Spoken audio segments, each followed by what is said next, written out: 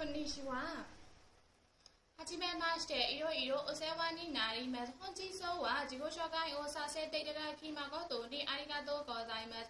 私はチェリーハンと申します。2023年に高校を卒業しました。それから日本語の勉強に力を入れました。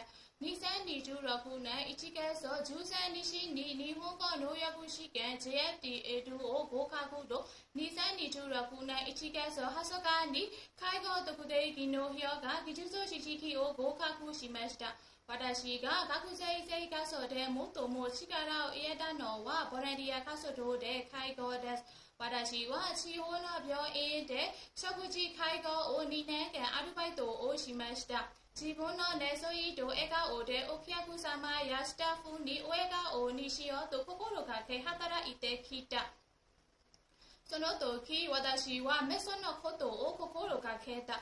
一つ目はお客様に笑顔で接し、自立支援についての知識や技術を細かい気配りによって気持ちよく介護支援をしていただけるように心がけました。二つ目は一日ごとに介護の流れを覚えるようになりました。それに向かって工夫をすることである。例えば、私の国では家族が高齢者の世話をしています。普通は少女が家の家事と財産を受けて、親の介護をするのが普通です。学生の皆さんにも大声で呼び込みをした。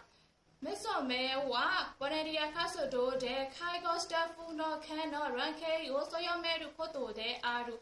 お互いにアイディアを提案したり、気持ちよく仕事ができるように頑張り掃除をしたり、士気をアップをさせるように心がけました。私はこれからも自分の笑顔で人の笑顔を作り出すことを目指していくつもりです。